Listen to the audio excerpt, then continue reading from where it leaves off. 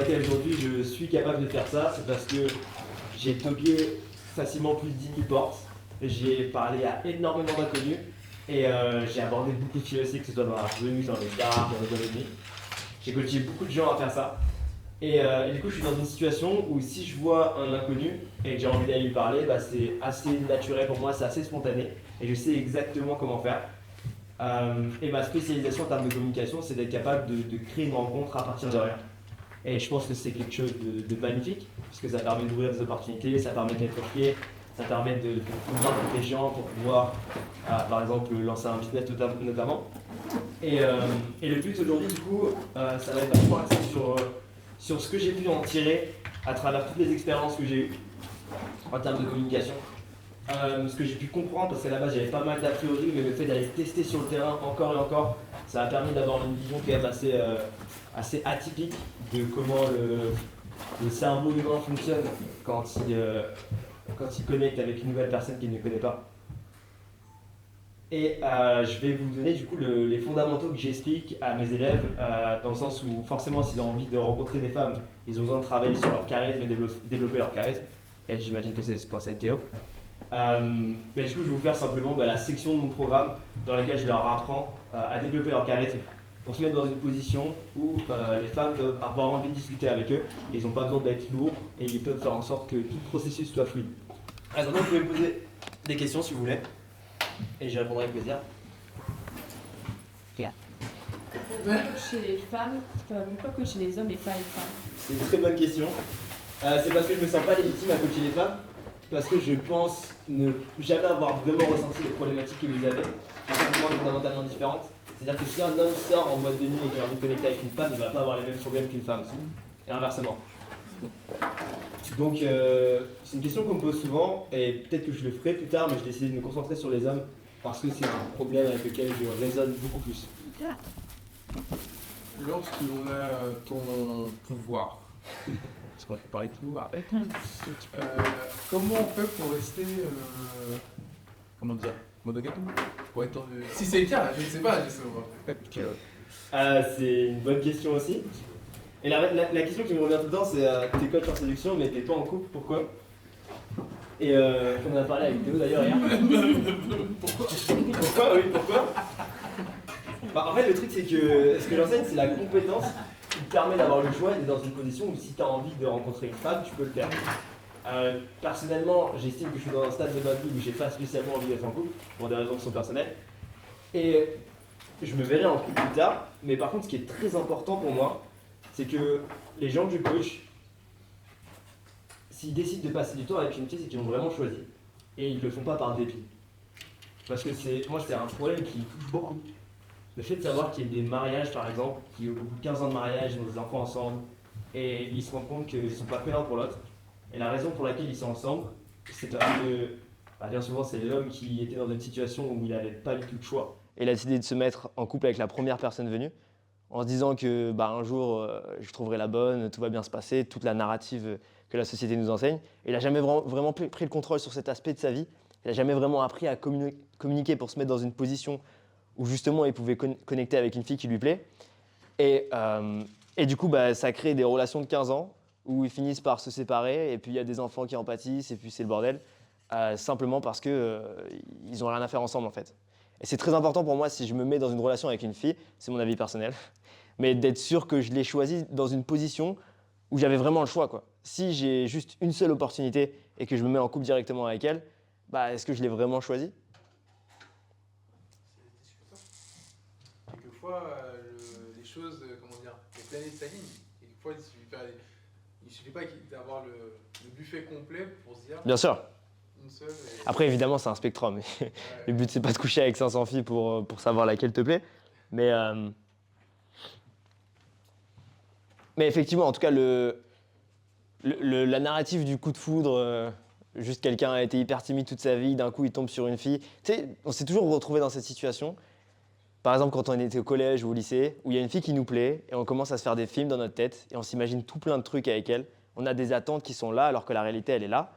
Et forcément, on est déçu quand les attentes ne correspondent pas. Et le problème, c'est que tes attentes, elles vont toujours être là si tu ne te mets jamais dans une situation où tu peux avoir le choix en fait. Et du coup, le fait d'avoir des attentes qui sont exagérées, ça offre une mauvaise expérience, que ce soit au mec ou à la fille, parce que tu vas te retrouver sur des mecs qui vont par exemple avoir tendance à faire beaucoup trop de cadeaux, avoir des comportements narcissiques ou codépendants, simplement parce qu'ils ont peur de la perdre. Et ils n'ont jamais l'opportunité d'être authentiques et de vraiment connecter avec la personne pour qui ils sont, surtout dans les premières minutes de l'interaction ou bien dans les premiers rendez-vous, etc. Parce qu'ils n'ont pas travaillé sur leur communication et parce qu'ils sont incapables de dire ce qu'ils ressentent vraiment, de se rendre vulnérables et de connecter avec la personne pour qui ils sont vraiment. Ouais, je t'écoute. Et est-ce qu'aujourd'hui tu as encore des échecs avec la Bien sûr. Bien sûr, bien sûr. Il n'y a pas de technique magique. Et tout ce que je vais vous donner aussi comme contenu, ça ne veut pas dire que vous allez pouvoir connecter avec n'importe qui. Mais vous allez être dans une position où si c'est censé se passer, ça va se passer. Et au moins, vous n'aurez aucun regret quand vous repartirez. Et c'est le mindset qui est important. C'est que je sais que je ne peux pas séduire tout le monde. Mais si une fille me plaît, je peux provoquer l'opportunité pour connecter avec elle. Et si ça se passe pas, ça se passe pas. Et ça se passe, c'est tant mieux. Comment tu te situes Tu disais tout à l'heure que tu avais plusieurs clients, Mhm. donc je suppose d'âges différents. Ouais. On est d'accord que nos parents ne likaient pas les belles femmes sur Instagram. Bien sûr. Que la notion de charo n'était pas la même à Mhm. l'époque qu'aujourd'hui. Comment tu gères cette transition, cette notion de couple, d'aimer et même de l'attirance entre ces deux générations, dans le sens où, pour ma part, je Mhm. trouve que la valeur du couple a vachement été appauvrie et détruite par exemple par les réseaux sociaux, le téléphone et les influences des autres par Mhm. rapport à nos parents, nos grands-parents. Comment tu te situes par rapport à ça? Donc tu veux dire que la valeur de la relation diminue avec le temps à cause des réseaux? Notamment qu'un couple ou même un flirt ou même deux personnes qui Mhm. sont ex, quelconque relation va être détruite par notre société, notamment par tout ce qui est engendré par les réseaux sociaux. Aujourd'hui, je vais le dire parce que j'ai aussi une située dedans, il y a une période dans ma vie où j'étais avec quelqu'un et Mhm. j'ai complexé parce que en fait, je voyais la personne liker les gros culs sur Instagram par exemple. Moi je me trouvais dégueulasse, je pleurais à la salle et c'était un peu l'homme dans la version utopique des réseaux sociaux où la femme était parfaite, où justement ce côté on veut ce qu'on n'a pas et on a ça, on veut ça. Enfin, je sais pas si tu me suis dans mon raisonnement. Ouais, je comprends tout à fait ce que tu veux dire. Pour répondre à comment est-ce que je me situe par rapport à ça, pour moi c'est très important d'être capable de faire une rencontre sans être dépendant de n'importe quel réseau. C'est-à-dire que si je vois quelqu'un et que j'ai envie de lui parler, ça me ferait terriblement chier de me dire que je suis incapable de le faire parce que j'ai peur et que je suis pas capable de provoquer des rencontres parce que j'ai de l'anxiété. Et dans une position où je dois réfléchir pendant une demi-heure à quel message envoyer pour impressionner la fille, ou bien être en compétition avec des gens sur Instagram à avoir les plus belles photos, les plus de likes et tout, c'est pas quelque chose qui m'intéresse et je m'épanouis pas là-dedans. Et du coup, justement, ce que j'enseigne, c'est d'être capable d'avoir le contrôle sur sa vie relationnelle sans avoir à utiliser les réseaux. Et c'est vrai que c'est intéressant comme point de vue parce que moi j'ai surtout le point de vue de la part des mecs. Mais par exemple, un mec qui est sur Tinder, qui va swiper pendant une demi-heure, ça a un impact extrêmement négatif sur son estime de soi. Parce qu'en fait, il joue sur un terrain sur lequel il n'a absolument pas le contrôle, dans le sens où la seule chose sur laquelle il va être jugé, ça va être son apparence, donc les photos qu'il a, la qualité de son profil. Et bien souvent, les femmes ne sont pas attirées que par l'apparence. Ou du moins, elles vont apporter beaucoup plus d'importance au charisme, à tout ce qui va sous-communiquer. Je sais que c'est un sujet qui est glissant, ça. Non, c'est parce que j'ai réagi comme si j'étais. Ça va. Je te trouve très beau, t'inquiète pas. Merci. Mais ouais, pour terminer là-dessus, moi je pense que la raison pour laquelle les gens apportent beaucoup de valeur au réseau, c'est parce qu'ils n'ont justement pas la compétence de rencontrer des gens dans la vraie vie. Et du coup, ils compensent sur les réseaux sociaux. Et forcément, c'est beaucoup plus simple de dire un salut, ça va sur Instagram ou bien de liker des photos, d'avoir de la validation sur Instagram que de sortir de sa zone de confort et de se rendre vulnérable envers quelqu'un.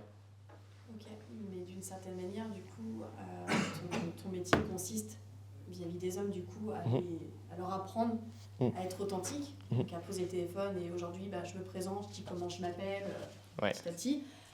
En revanche, la femme n'est pas au courant que cette personne prend des cours avec toi. Mhm. Peut-être que cette femme n'a pas ce regard authentique. Peut-être que justement, elle va se fier à un physique, parfois à un portefeuille, un métier, une catégorie socio-professionnelle.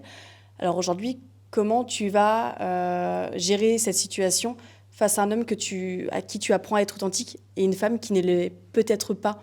Je ne sais pas si tu me suis encore une fois. Je comprends. Bah, c'est peut-être qu'ils n'ont rien à faire ensemble, du coup. Peut-être d'une certaine manière, mais dans ce cas-là, j'ai envie de dire que beaucoup de jeunes, que ce soit des hommes comme des femmes, enfin aujourd'hui, les gens vieillissent, de nouvelles personnes naissent. Mhm. Donc on est beaucoup à grandir dans une génération où les gens grandissent dans cette ère de réseau social, où il faut justement, pour être classe, il faut gagner l'argent, il faut être bien habillé, il faut avoir un métier qui fait bien. On grandit beaucoup, notamment notre génération, dans cette influence. Aujourd'hui, si justement, je parle de manière objective, hein, attention, ça ne me concerne pas, mais aujourd'hui, une femme peut ne pas être séduite par quelqu'un qui va travailler chez McDo, par exemple. Alors attention, je ne suis pas du tout subjective dans ce que je vais dire, parce que pour moi, il y a plus qu'un métier pour plaire à une personne. Mais ce que je veux dire par là, c'est qu'aujourd'hui, en plus du défi de rendre la personne authentique pour séduire quelqu'un, il faut aussi convaincre autrui qu'il y a quelque chose derrière cette société qui est toute pourrie, en fait, avec le principe de Facebook, de je like des personnes sur Tinder, où aujourd'hui on catégorise, en fait, et on classe des gens par catégorie, en fait. Mais tu penses pas que ça, c'est de la théorie et qu'au final, si tu vas parler avec les gens, tu vas peut-être te rendre compte de quelque chose de différent. Parce qu'en tout cas, moi, je vais te dire de mon expérience personnelle et de ce que je vois sur les coachings, c'est que je coach des catégories socio-professionnelles qui sont très différentes. Et il y en a qui travaillent à McDo, il y en a qui sont étudiants, tout comme il y en a qui ont des entreprises qui valent 2 millions par an. Et le truc, c'est que dans les deux cas, ce qui est très intéressant, c'est que dans une boîte de nuit, on est tous égaux. À partir du moment où tu vas parler avec une fille, la réalité, c'est que ça reste un milieu qui est compétitif. Et la fille, elle sait qu'elle a du choix. Elle sait qu'il y a d'autres gens qui lui ont parlé avant, il y en a d'autres qui lui parleront après. Si elle a envie d'y mettre un terme, elle y met un terme. Et la réalité, c'est aussi qu'elle a un peu plus de pouvoir que le mec, dans le sens où quand tu es une fille, tu n'as pas forcément besoin de faire le premier pas. Et il y a des gens qui vont le faire. Est-ce que ça va être les bonnes personnes? Ça, j'en sais rien. Bon, c'est un autre débat. Mais en tout cas, ce qui est sûr, c'est que c'est un milieu qui est compétitif. Et tu as d'autant plus intérêt, surtout si tu n'es pas attaché au réseau, etc., à, dans ces environnements-là où tout le monde est égaux, à être performant en termes de communication, pour ne serait-ce juste lui donner envie que de s'investir dans la conversation et d'en apprendre plus sur toi. Et ce que tu dis, c'est hyper intéressant. Je pense que c'est vraiment un truc de philosophie et de comment est-ce qu'on voit les choses. Mais pour moi, en fait, tout ce qu'on obtient, c'est une récompense. Et tout ce qu'on a, on doit le mériter. Et c'est vrai qu'il y a des injustices dans le sens où tu as des gens qui vont naturellement être plus sociables que d'autres. Mais si je ne suis pas sociable, le fait de rester dans cette narrative, de me dire de toute façon un jour la chance va me tomber dessus, je peux rester à McDo, je peux pas me bouger dans ma vie. Et quand même, tu vois, il y a des gens qui sont heureux à McDo. La réalité, et ce qui va vraiment déranger les femmes, c'est le fait de savoir que ce mec, il est là et qu'il n'a pas envie d'être là, mais qu'il ne passe pas à l'action pour changer ça. Mais si un homme va parler à une femme et qu'il est complètement congruent à l'idée de travailler à McDo et qu'il est très à l'aise avec ça, il se sent très bien dans sa peau, au final, elle va être attirée. Mais le gros problème qu'il y a, c'est que justement, et c'est ce que tu soulèves qui est trop intéressant, c'est qu'il y a une incongruence entre là où les gens veulent être et là où ils sont vraiment à cause d'Instagram. Parce que, imaginons que quelqu'un, j'en sais rien, il est caissier et il passe sa journée à être caissier, il est très épanoui dans son métier. Et il scrolle sur Instagram et puis il voit il y a un entrepreneur millionnaire qui fait une soirée dans sa villa avec plein de meufs, avec des belles voitures et tout. Et il se dit putain, mais c'est ça qu'il me faut pour être heureux. Et du coup, il va essayer de renvoyer cette image-là, ou bien il va pas se sentir bien dans la situation dans laquelle il est. Et c'est pour cette raison-là qu'il n'arrive pas à connecter. Mais justement, moi, le fait de leur apprendre la communication, je leur apprends à être plus à l'aise avec eux-mêmes, à être plus à l'aise dans ce genre de contexte, et à juste travailler sur leur personnalité à travers les feedbacks qu'ils peuvent obtenir des interlocuteurs. Je ne sais pas si ça répond à ta question. C'est très clair. Cool. Je ne sais pas s'il y a d'autres questions. Ça m'avait l'air très vague comme réponse. Mais... Et du coup, tu procèdes comment exactement? La première séance, deuxième séance, enfin, je ne sais pas si Ouais, c'est c'est une par bonne question. séance ou voilà, comment tu procèdes exactement. La première chose que je fais quand je travaille avec quelqu'un, c'est que je fais un appel avec lui et je vois est-ce que je peux l'aider. C'est-à-dire que si ça relève plus de l'aspect psychologique ou même psychiatrique, je peux rien faire là-dessus. Donc je suis très clair que je peux pas les aider. Ensuite, quand j'identifie qu'ils ont le bon mindset et justement qu'ils ont envie de s'améliorer, qu'ils comprennent que c'est quand même une question de mérite et de ne pas s'abattre sur leur sort, etc. Dans ce cas, je commence à travailler avec eux. Et j'ai deux façons avec lesquelles je vais travailler. La première, c'est qu'ils vont avoir accès à un accompagnement en ligne dans lequel ils ont accès à moi 24 heures sur 24 et il y a des ateliers toutes les semaines dans lesquels ils peuvent me poser des questions. Le but, c'est d'avoir des feedbacks le plus régulièrement possible. Et j'offre aussi des sessions de coaching en live où je vais avec eux sur le terrain, donc en gros dans des bars, dans des boîtes de nuit, ça peut aussi être dans la rue. Je les fais interagir avec des inconnus et je leur donne des feedbacks pour s'améliorer. Et ce qui est très important, c'est que, en gros, la philosophie, c'est que à l'heure actuelle, ils sont dans une situation A avant qu'ils viennent me voir, donc une identité qui manifeste certains résultats. Et leur but, c'est d'avoir des résultats qui sont différents. Et quand je parle de résultats, je ne parle pas de coucher avec les filles, mais d'être plus à l'aise socialement. Et le but, ça va être de développer une nouvelle identité B dans laquelle ils vont manifester des nouveaux résultats. Et le chemin entre l'identité A et l'identité B, c'est les références qu'ils vont avoir. Et du coup, moi, je crée cet environnement-là dans lequel ils vont facilement obtenir des références et pouvoir travailler sur leurs compétences pour devenir cette nouvelle personne qui a plus confiance. Parce que si tu prends une personne qui est confiante et une personne qui ne l'est pas dans le même environnement social, par exemple en boîte de nuit, la différence entre les deux, c'est qu'il y en a une qui a eu plus de références positives que l'autre. Et du coup, moi, mon but, c'est de rétablir l'équilibre en leur faisant passer massivement à l'action et en leur faisant obtenir toutes les références et surtout en les accompagnant psychologiquement pour pas qu'ils soient overbookés émotionnellement, enfin genre pour pas qu'ils soient dans une situation où ils se sentent vraiment dans le mal et que ça ait l'effet inverse. Et après, c'est vraiment très... je suis allé très très loin dans l'aspect communication et on va pouvoir en parler après, même si vous avez des questions. Mais je donne des conseils vraiment concrets et pratiques. Je ne vais pas leur dire juste toi-même. Est-ce que c'est clair? Clair. Nickel. D'autres questions? Pas dans les médias. Tout est ok sur les caméras? Ok, cool. Ça tue.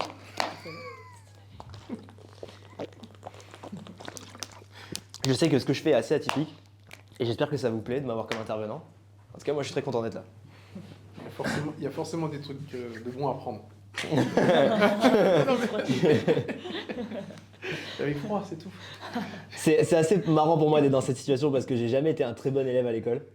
Et là, le fait que ce soit vraiment un cadre comme à l'école, c'est un peu une revanche sur la vie, c'est assez drôle. Ok. Ok, le but c'est que ce soit le maximum interactif possible, j'ai pas envie de parler tout seul pour rien dire.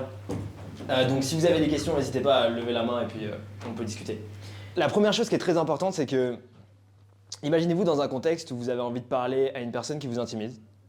Et du coup, vous allez la voir et vous essayez de vous exprimer.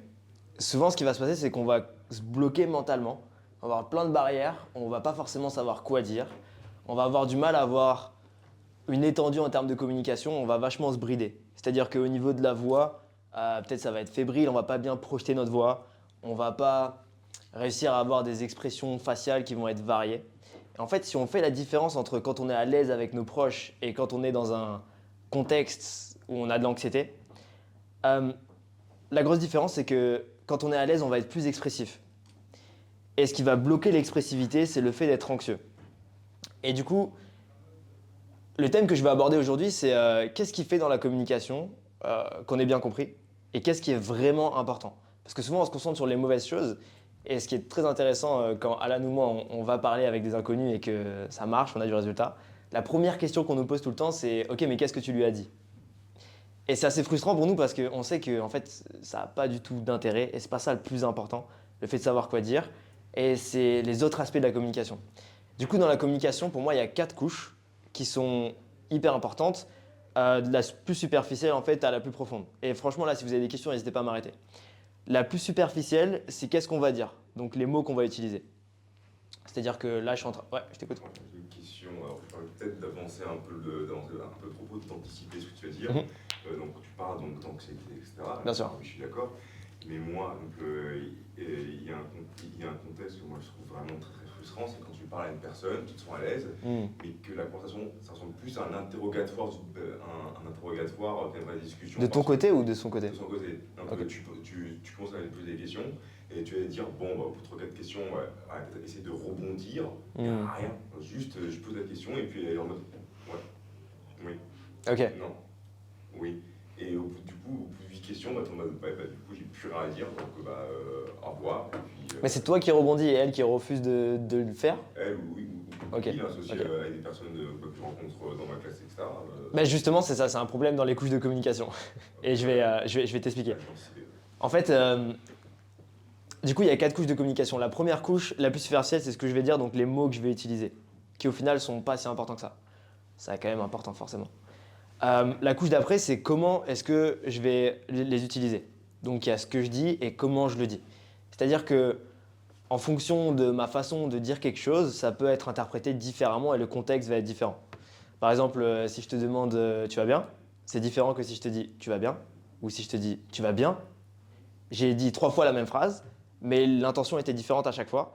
Et du coup, selon le contexte, ça va être interprété différemment par la personne.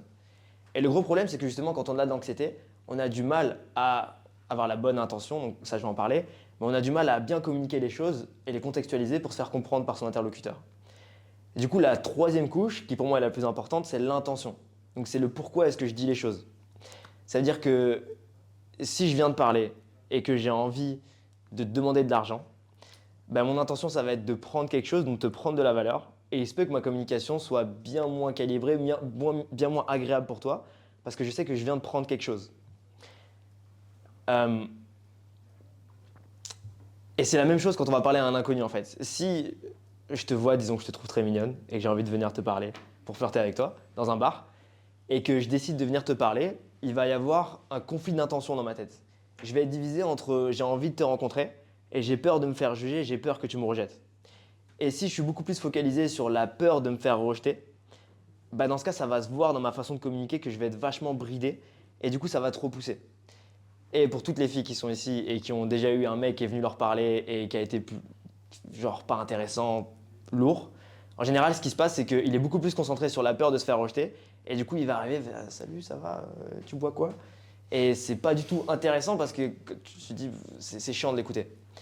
Donc c'est un aspect qui est hyper important, c'est dans tout ce qu'on dit, il faut qu'on sache très précisément pourquoi est-ce qu'on le dit et de calibrer son attention. Par exemple, si là, quand je vous parle, je suis en train de me dire, ouais, j'ai une tache sur mon t-shirt, est-ce qu'ils sont en train de voir cette tache? Du coup, ma communication va être beaucoup moins calibrée si je me dis, je vais juste essayer de fournir le meilleur contenu possible et de les aider au mieux. Et enfin, la dernière couche de communication, ça va être l'estime de soi. Et l'estime de soi, c'est la plus fondamentale. Et c'est juste comment est-ce que tu t'estimes en fonction de la personne. J'ai une analogie très simple pour expliquer ça.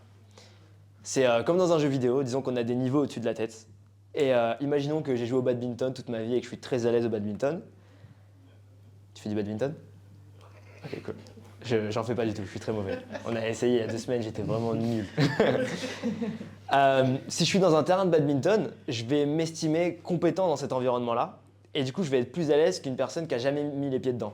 Et cette même personne peut être ultra à l'aise, par exemple, dans la cuisine, parce qu'elle s'estime comme très compétente dans la cuisine.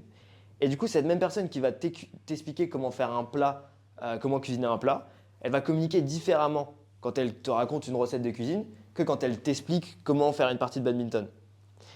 Et la raison, c'est parce qu'ils s'estiment différemment dans certains contextes. Et c'est exactement la même chose, en fait. Si je viens de parler et que je m'estime légitime à l'idée de te parler, et je pense que c'est légitime pour moi de venir te proposer de flirter avec moi, et bah du coup, je vais le faire, tout le reste va être bien calibré. C'est-à-dire que ce que je vais dire, comment je vais le dire, mon intention, tout ça va être bon parce que je m'estime légitime à faire ça. On en revient à ce que je disais tout à l'heure où c'est juste une question d'identité et que la différence entre quelqu'un qui est confiant et quelqu'un qui ne l'est pas, c'est juste la quantité de références qu'il a eues et la qualité des références qu'il a eues où il se dit ok, là je suis légitime à faire ça. Et c'est pour ça que c'est ultra impressionnant de voir un homme qui, tu le mets dans un bar, c'est la personne la plus timide du monde et tu prends cette même personne, tu la mets devant son jeu vidéo préféré avec le casque sur les oreilles sur Discord avec ses meilleurs potes et là c'est le mec le plus charismatique du monde. Et la seule différence en fait c'est que il s'estime pas légitime dans un bar simplement parce qu'il n'a pas les références nécessaires. Et du coup c'est important de prendre tous ces points en considération si on a envie de s'améliorer en termes de communication et de pas seulement se concentrer sur ce que je dis. Et c'est une erreur que beaucoup de gens font. Je t'écoute. Alors dans ce cas, si je peux dire une remarque à faire à ce sujet, c'est que justement, toutes les étapes que tu as énumérées concernent sa propre personne. En revanche, je ne sais pas ce qu'il en est pour les autres filles. Moi, on vient me citer dans une boîte de nuit.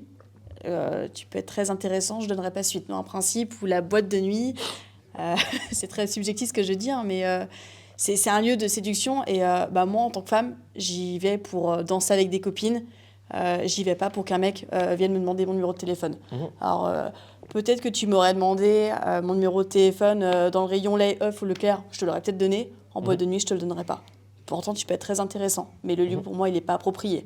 Il y a des lieux, pour moi, qui sont plus abordables que d'autres pour séduire, comme pour d'autres choses. C'est comme le fait, notamment au travail, de vouloir négocier un salaire. On le demande dans le bureau de son patron. On ne le demande pas à la pause déj, par exemple, avec tous les collègues. Alors que je pense pas qu'il peut y avoir des patrons qui préféraient justement qu'ils demandent à la pause déj que dans le bureau.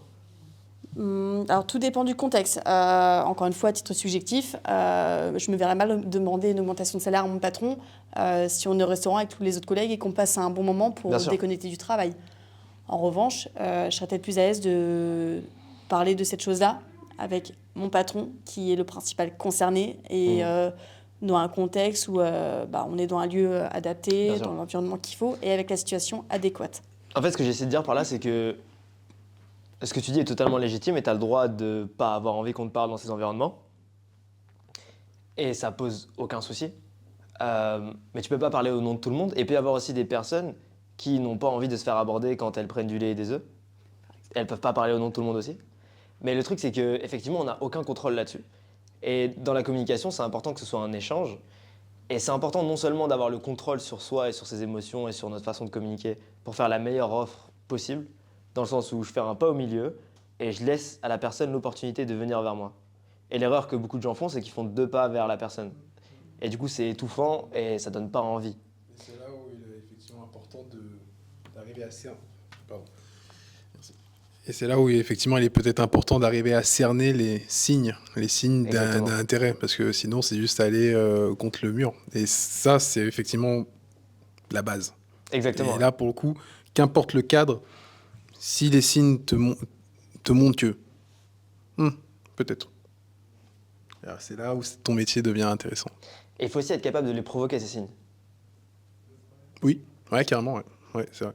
Parce que, je parle pas en ton nom, mais il y a plein de filles qui m'ont dit d'habitude, je fais jamais ça. D'habitude, je donne jamais mon numéro en boîte ou quand j'achète du lait. Et en fait, la raison pour laquelle elles l'ont fait, c'est parce qu'elles se sont senties bien pendant toute l'expérience et j'ai réussi à faire en sorte de créer de la curiosité et de l'envie justement de s'investir dans la conversation. Après, comme j'ai dit tout à l'heure, je dis pas que je me fais beaucoup plus rejeter que de fois où ça marche, c'est tout à fait normal. Mais par contre, je me concentre vraiment sur les choses sur lesquelles j'ai la responsabilité et je prends 100% de responsabilité pour le fait de faire passer la meilleure expérience possible à la personne et surtout que ce soit une proposition et que je ne sais pas de lui imposer ma présence. Donc, si je veux venir te parler, mon objectif, ça va être simplement de donner l'opportunité de discuter avec moi, d'engager une conversation avec moi et de checker est-ce que tu en as envie ou pas. En fait, c'est comme si dans une interaction, je vais tout le temps essayer de vendre quelque chose.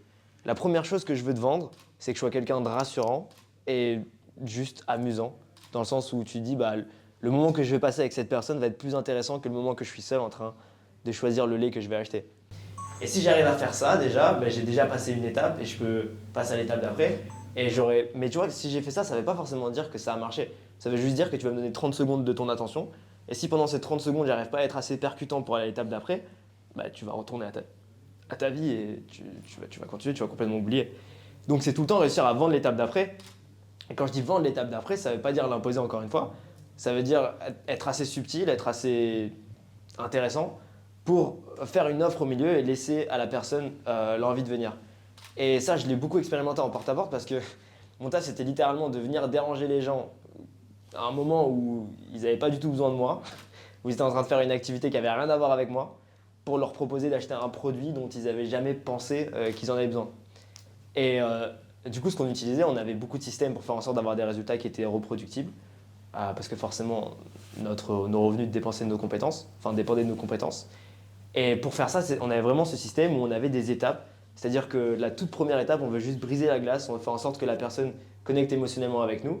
Puis ensuite, on veut juste lui poser des questions pour pouvoir cerner son problème et lui faire comprendre qu'on a éventuellement la solution. Ensuite, lui expliquer, lui expliquer la conséquence du fait de ne pas acheter notre produit et de sa situation actuelle. Mais en fait, elle va nous écouter parce qu'on a déjà réussi à provoquer de la curiosité grâce à notre personnalité. Et après, à partir de là, du coup, la closer si on peut ou pas. Mais au même titre qu'une fille qui est dans une boîte de nuit, j'avais des prospects qui étaient qualifiés et des prospects qui n'étaient pas qualifiés. Et si je peux pas les aider, je peux pas les aider. Par exemple, à un moment donné, je vendais des boîtes de recettes. Donc en gros, pour les gens qui... HelloFresh, je sais pas si vous connaissez. Les gens qui ont la flemme de cuisiner, on leur livre une boîte avec plein d'ingrédients et ils peuvent cuisiner. Et il y avait des gens qui cuisinaient pas, du coup, je pouvais rien faire pour eux. Donc je toquais chez eux, j'avais beau avoir une connexion de fou avec eux, on s'entendait super bien, ils me disaient je cuisine pas. Bonne journée. Et c'était juste pas la bonne personne. Et c'est important aussi, si je quelqu'un dans une boîte de nuit, je vais lui expliquer qu'il va plus se faire rejeter que de fois où ça va marcher. Et le plus important, c'est de faire passer un moment à tout le monde. Et tu vois, je pense pas que tu serais contre juste quelqu'un qui vienne te faire un compliment, que tu lui dises je suis pas intéressé et qu'il s'en aille et ça s'arrête là, tu vois. Ok. Je t'écoute. Comment tu serais capable de gérer un gap de valeur, notamment quand tu es sur des moments de réseautage où tu sais très bien que la personne, admettons, là elle est dans son élément, une connerie, tu es dans une banque, tu vas approcher par exemple un investisseur, tu as besoin de cette personne, donc tu as une intention qui n'est pas forcément congruente, tu es obligé de piquer le truc, tu ferais comment? En fait, je comprenais ce que je peux lui apporter. C'est-à-dire que si je vais aller voir cet investisseur et je sais que j'ai rien à lui apporter, c'est exactement le même exemple que le mendiant qui vient demander de la valeur. Mais si je sais ce que je peux lui apporter et je suis très confiant sur ça, du coup, ça va me poser aucun problème à y aller et à juste faire de mon mieux, tu vois. Et un truc qui est très important, on en parlait tout à l'heure dans la voiture, c'est de ne pas avoir d'attente aussi. Et c'est très important de développer cette capacité à pas avoir d'attente quand tu es dans une interaction sociale. Parce que si tu as des attentes, tu vas forcément être déçu. Par exemple, si la personne elle rebondit pas ou il y a des blancs dans l'interaction. Et du coup, je vais dépendre de sa réaction pour passer un bon moment. Et la règle numéro 1 pour moi en séduction, c'est que peu importe ce que tu ressens, la personne va le ressentir. Et en tant qu'humain, on a des... Enfin, je sais pas si c'est vraiment prouvé quoi, mais il y a pas mal d'études qui parlent de ça. C'est les neurones miroirs, où on va naturellement faire preuve d'empathie. Si quelqu'un est super heureux, on va se sentir heureux. Si quelqu'un rigole, on va avoir tendance à rigoler. Si quelqu'un est triste, on va avoir tendance à être triste.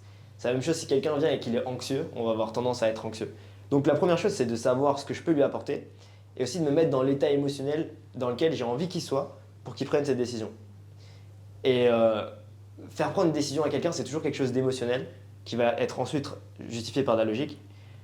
Pour qu'il puisse prendre cette décision-là, j'imagine que je me ferai un plan d'action si je me sens pas à l'aise avec cette personne.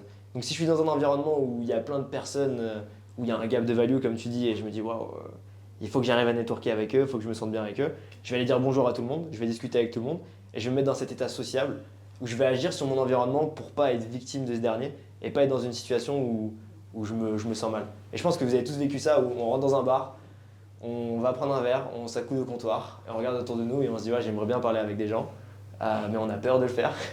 Et du coup, le plus tu restes à rien faire, le plus tu crées ce momentum où il se passe rien et tu rationalises dans ta tête et il se passera rien. Je t'écoute. T'aurais pas essayé un pic ou un truc comme ça plutôt pour faire descendre un peu sa valeur et Waouh. un truc comme ça? Bah tout est une question d'intention encore une fois. Tu vois, c'est hyper intéressant ce que tu dis là.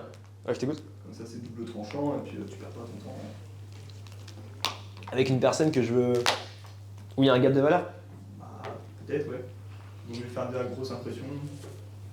En faisant un pic. Bah, Ok. ouais. En fait, le problème c'est l'intention qu'il y a derrière. J'ai aucun problème avec l'idée de taquiner quelqu'un. Et c'est quelque chose qui marche très bien quand c'est bien fait. Mais encore une fois, si tu regardes une scène de film par exemple et tu vois quelqu'un qui taquine quelqu'un d'autre et que ça marche bien, tu peux te dire ah bah la phrase qu'il a dit elle est trop bien, je vais la réutiliser. Donc je vais te voir et je vais dire ouais tes cheveux ils sont dégueulasses. Et avec plaisir. Et ta réaction va être différente parce que mon intention est différente que la personne dans le film. Et du coup si je viens et j'utilise cette phrase et je me dis ah il y a un gap de valeur entre toi et moi, et du coup je vais te sortir cette phrase là pour pouvoir rééquilibrer la valeur, ben mon intention elle est de te manipuler et tu vas le ressentir. Et c'est pour cette raison que des fois, quand des personnes te taquinent, tu peux être en mode bah, c'est un peu surjoué, pourquoi est-ce qu'il fait ça, tu vois. Ouais, mais t'arrives dans le bon état d'esprit, t'es jovial, t'es déjà dans ton truc. C'est pas comme si tu venais, t'avais fait le plan ABC, et t'es à froid, et tu vas. Bah, si tu t'estimais égal avec cette personne, tu réagirais pas comme ça. T'as aucun intérêt à faire ça. En fait, c'est déjà low value de faire ça, tu vois. Ouais, ok. Tu communiques déjà peu de statut. Si t'arrives et directement t'essaies de piquer cette personne, tu lui montres que t'as besoin de lui prouver quelque chose. Alors que si t'avais quelque chose à lui proposer et que tu te sentirais bien avec elle, tu serais juste naturel, tu dirais salut, ça va. De toute façon, la plus chill possible. Après, c'est pour ça que c'est important de travailler sur la communication parce que quand même je me retrouve avec une personne où je me dis ouais, cette personne elle m'impressionne, je sais pas comment ça va se passer et tout et je m'estime moins qu'elle. Je sais communiquer d'une façon pour lui donner envie de se sentir bien. Je sais instinctivement quoi faire pour juste par exemple, faire rire cette personne, qu'elle se sente bien et pour lui démontrer de la valeur à travers la communication et qu'elle ait envie d'aller plus loin avec moi. Et d'ailleurs, les valeurs que vous voulez communiquer dans une interaction pour qu'une personne se sente bien, que ce soit quand je faisais du porte-à-porte ou pour séduire en boîte ou en bar, il y en a 3. C'est le fait que ce soit fun, le fait d'être détaché et d'être passionné. Si tu réfléchis aux conversations que tu as quand les gens ils sont en mode oui, non, et ils rebondissent pas, la réalité c'est tu pourrais avoir exactement la même conversation, mais ça pourrait être plus intéressant s'ils arrivaient à te communiquer ces 3 émotions-là. Parce qu'en fait, quand on y repense, à chaque fois qu'on sort en soirée, par exemple, qu'on va boire de l'alcool ou qu'on passe du temps avec des amis, les 3 valeurs qu'on va rechercher le plus, c'est du fun, être plus détaché parce que dans la vie, on a beaucoup d'anxiété, on a des deadlines, on a des choses à faire qui sont anxiogènes, et la passion. Et c'est pour ça que les gens qui sont passionnés, par exemple quelqu'un qui va te raconter un projet avec passion, qui va réussir à avoir une vibe où il te montre qu'il s'en fout, qu'il prend pas les choses au sérieux, c'est naturellement très attirant. Ouais. Justement, est-ce que quand justement, tu parles trop avec passion, justement, c'est pas non plus aussi un risque d'être dans un monologue et donc de parler pendant 10 minutes sans s'en rendre compte, et donc après forcément on est humain, si une personne me parle de 10 minutes d'elle, je suis en mode ouais mais bon, on peut penser à un truc mégalo, puis vraiment ça peut devenir un peu chiant.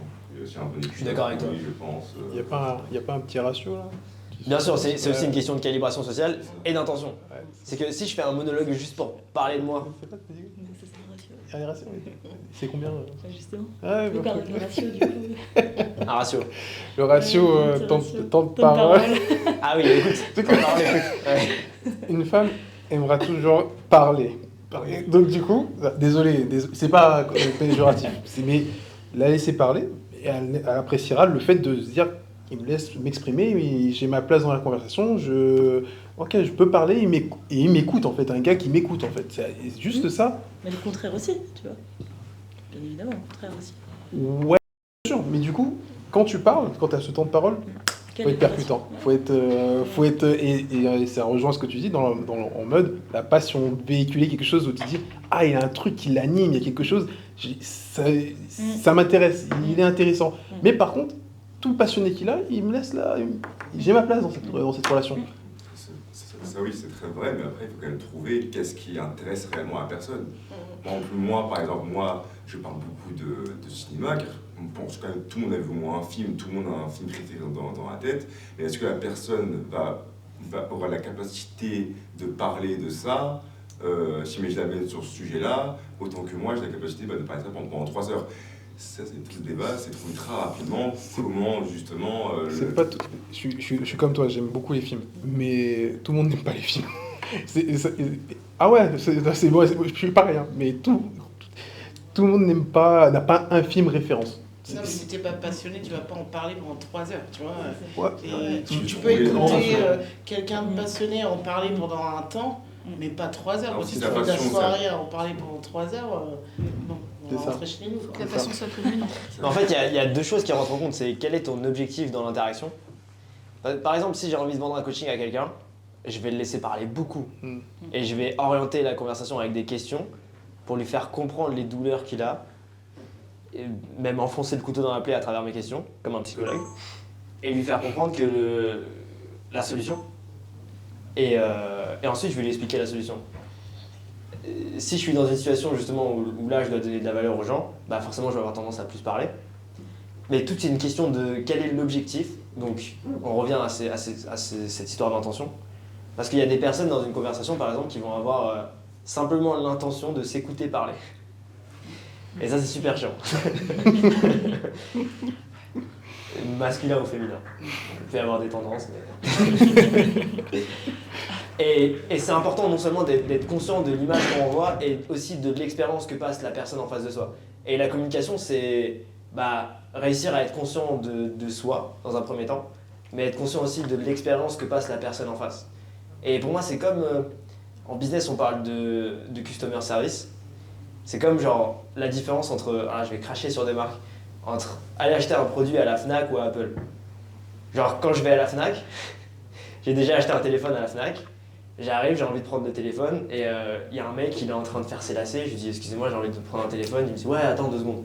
Il va parler avec son collègue. Il me dit attends, c'est pas moi qui m'occupe du téléphone, il y a un autre collègue qui arrive après. Bref, expérience super chiante. J'ai carrément envie de partir, j'ai plus envie d'acheter un téléphone. Quand je rentre dans l'Apple Store, t'as un mec qui arrive à l'entrée, il fait bonjour monsieur, comment je peux vous aider? Il dit à l'écouteur ouais, il y a quelqu'un qui vient pour réparer son iPhone. Montez à l'étage, il y a quelqu'un qui va vous accueillir. Je monte à l'étage, il y a quelqu'un qui m'accueille directement. Alors, installez-vous là, j'arrive dessus.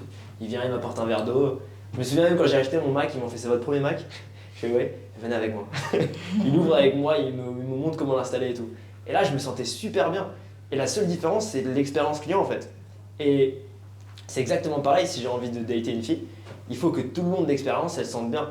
Et si j'ai envie pareil de faire en sorte qu'un client passe à l'action avec moi et prenne un coaching avec moi, il faut que tout le long, il se sente bien. Et à chaque fois que je vais plus penser à moi qu'à lui, donc je vais me dire non mais là j'ai envie de faire mes lacets, non mais là je m'en fous, j'ai envie d'aller faire ma pause café, du coup tu détruis l'expérience client et t'arrives pas à obtenir ce que tu veux. Bon là c'est quand même un contexte différent parce que c'est pas son magasin, mais j'espère que vous avez compris l'analogie. Oui. Ok. Du coup c'est pour cette raison que l'intention est hyper importante et il y a 2 intentions primordiales et c'est comme ça qu'on fait pour savoir pourquoi est-ce qu'une interaction n'a pas marché ou pas. C'est est-ce que quand je suis venu toquer à cette porte ou quand je suis venu aborder cet inconnu, j'étais en train de donner de la valeur ou de prendre de la valeur. Et tous les conseils que Théo va vous donner, je pense qu'il vous donne beaucoup de conseils, mais vont fonctionner seulement si vous les appliquez dans le prisme de donner de la valeur. C'est-à-dire qu'il y a certaines personnes, c'est des soleils. À chaque fois que vous allez leur parler, ils vont vous donner de l'énergie, vous allez vous sentir bien. Ils vont vous donner justement ces 3 émotions, fun, détachement, passion, de façon automatique, simplement parce qu'ils le ressentent, ils arrivent à le projeter. Et ils ont l'intention aussi de donner de la valeur. Et comme dans l'Apple Store, il a l'intention du coup de me faire passer la meilleure expérience possible. Donc il n'est pas seulement concentré sur ce qu'il est en train de dire et s'écouter parler, mais il est concentré à comment est-ce que je vis les choses et comment est-ce que je réagis et fait preuve d'empathie pour me faire passer la meilleure expérience possible. Du coup, la différence concrètement entre quelqu'un qui donne de la valeur et qui prend de la valeur, c'est, imaginons que je viens t'aborder et je commence à te parler et je suis en train de me dire dans ma tête, ok, qu'est-ce que je vais pouvoir dire après? Ok, comment est-ce que je vais pouvoir impressionner cette personne? Ok, peut-être que si je fais un pic, du coup ça va rétablir le value gap et puis elle va avoir envie de parler avec moi. Quelles sont toutes les phrases que j'ai entendues sur internet qui me permettent de connecter avec cette personne? Et du coup je vais être trop focalisé sur moi et ce que moi je veux obtenir. Donc tu vas ressentir que j'essaie de te prendre quelque chose. Et c'est pour cette raison que quand un mec vient voir une fille et lui dit ouais tu bois quoi? Ça peut... En vrai n'importe quelle phrase peut marcher, c'est pas la phrase le problème. C'est juste que si je viens et je dis tu bois quoi? Parce que j'ai l'impression que c'est une phrase qui marche et parce que je suis anxieux et que je sais pas quoi dire et que du coup je dis ça juste en espérant que ça marche mais j'ai plus peur de me faire rejeter que j'ai envie de connecter avec la personne, c'est complètement différent. Et mon intention va se communiquer à travers ma façon d'être expressif et du coup je vais avoir tendance à moins projeter ma voix, à moins sourire, etc. Je t'écoute. Comment tu gères tes moments où justement t'es pas dans le mood? C'est le matin, faut être à fond déjà. Ouais, j'aborde très rarement des gens le matin. Mais tu peux avoir un rendez-vous client le matin. Bien sûr. Être enfant. Bien sûr, ouais. Voilà. C'est une bonne question. Après, c'est comme tout, c'est une question d'expérience et de conscience. C'est-à-dire que si je sais si je suis en train de donner de la valeur ou pas, je peux rapidement me remettre sur la bonne trajectoire. Tandis que si je ne sais pas du tout dans quelle direction est-ce que je vais continuer à être dans un paradigme où je prends de la valeur. Donc le but c'est de mettre un maximum de conscience et Et c'est aussi un effort à faire, tu vois. En vrai, c'est une décision de dire, ok, genre là, je suis pas chaud, je suis pas dans le mood. Mais l'erreur que font la plupart des gens, surtout en termes de communication, c'est qu'ils pensent que euh, la motivation crée l'action. C'est-à-dire que je peux être enthousiaste si je suis motivé à être enthousiaste. Donc là, je me sens bien, je suis enthousiaste, c'est cool. Mais si je suis triste, je ne vais pas réussir à être enthousiaste. Sauf qu'en réalité, c'est l'action qui crée l'émotion et pas l'inverse. Du coup, si j'ai envie d'être enthousiaste, j'ai plutôt intérêt à agir comme une personne enthousiaste. Et du coup, je vais sécréter toutes les hormones du mec enthousiaste et je vais me sentir beaucoup plus enthousiaste. Il faut faire l'effort au début et il y a un problème de congruence, c'est sûr, où on ne va pas se sentir comme on a envie de se sentir et on sait que ça ne va pas nous apporter le résultat qu'on veut. Et il y a beaucoup ce débat qui revient quand je fais des coachings, c'est oui, mais du coup, je ne suis pas moi-même, parce qu'en vrai, je suis timide. Donc du coup, comment je fais pour aller lui parler si je suis timide? Ça veut dire que si j'essaie d'être confiant, bah, je ne suis pas moi-même. Bah, le truc, c'est que tu n'es pas toi-même aujourd'hui parce que ton identité ne te le permet pas. Et donc ça veut dire qu'il te manque des références entre le toi que tu as actuellement et ta nouvelle identité. Imaginons, l'identité que tu as actuellement, c'est qu'à 8h du matin, les rendez-vous clients, ils puent parce que tu es incapable d'être en forme, tu n'as pas pris ton café, j'en sais rien. Et si tu as envie d'être cette nouvelle personne où tu peux être en forme sans avoir pris ton café le matin, du coup, il va falloir que tu comprennes quelles sont les références que tu as besoin pour devenir cette nouvelle personne et que tu travailles pour obtenir ces références. Au même titre que quelqu'un qui veut avoir un physique et qui va à la salle de sport pour travailler sur ses muscles. Et du coup, tu vas pousser à chaque fois dans ta zone d'incongruence pour devenir cette nouvelle personne en créant ce momentum. Ce qui fait qu'à un moment donné, tu vas te sentir à l'aise directement. C'est comme quand tu arrives à la rentrée scolaire, tu n'es pas à l'aise, tu vois, dans l'environnement, tu connais pas les gens et tout, c'est compliqué. Mais à force de les voir tous les jours, bah, tu te sens beaucoup plus à l'aise avec eux et tu n'as aucun problème à parler avec eux, à communiquer avec eux, simplement parce que tu as vécu plus de choses avec eux, tu as obtenu toutes ces références qui permettent de te dire, bah, là, je me sens à l'aise avec eux. Est-ce que c'est clair? Top. Nickel. Et c'est important aussi d'avoir des systèmes pour réussir à faire ça. Dans le sens où j'ai pas envie de laisser le hasard faire les choses. Et par exemple, quand je faisais du porte-à-porte, bah, je savais que ma toute première porte, j'allais pas être aussi confiant que la dernière. Et du coup, pour réussir à être dans ce bon état émotionnel, bah, je me mettais en place des systèmes où je me disais, de toute façon, les 10 premières portes, je m'en fous du résultat. Le but, c'est juste de me mettre dans le bon état émotionnel. Et donc, je faisais mes 10 portes et peu importe ce qui se passait, j'avais aucune attente. Je voulais juste m'échauffer, parler avec des gens. J'arrive à vendre, tant mieux. J'arrive pas à vendre, tant pis, c'est pas grave. Donc, c'est très important de réussir à enlever la pression et à se connaître. Ouais, mais du coup, c'est du fait de la redondance. Faut toujours, voilà, c'est quelque chose d'habituel. Plus on fait quelque chose, plus après on va être dans l'état d'esprit et savoir le faire. En fait, c'est vraiment de la redondance. Donc, ça arrive petit à petit. Ça va pas arriver. Enfin, faut savoir peut-être qu'il faut Bien sûr. que ça va pas. Et c'est ça qui est intéressant, c'est que les gens, du coup, ils disent, j'y arrive pas à le faire aujourd'hui, donc j'y arriverai jamais à le faire. Et ils comprennent pas que c'est une question de compétence et que ça se travaille en fait. Ils comprennent pas que c'est juste une question de référence à obtenir. Et parce que c'est hyper intimidant. En fait, le truc, c'est que c'est tellement abstrait entre le moment où là je suis dans un bar et je suis incapable de parler avec des gens et le moment où je suis extraverti, j'arrive à parler avec tout le monde, c'est tellement lointain, tellement abstrait, tellement pas dans mon identité actuelle. Et notre ego, il va tout le temps rationaliser parce qu'il veut nous protéger tout simplement. Et dans un but de survie, forcément, ton ego, il va dire, bah, si pendant 25 ans, tu as réussi à survivre avec cette identité, c'est pas de changer maintenant parce que tu vas prendre des risques. Peut-être tu vas parler avec des gens, tu vas te faire planter, c'est pas une bonne idée. Donc tu vas tout le temps rationaliser avec la peur. Mais du coup, nous, notre rôle avec Alan en tant que professionnel, c'est de leur dire, écoutez, genre ça, c'est juste de la peur.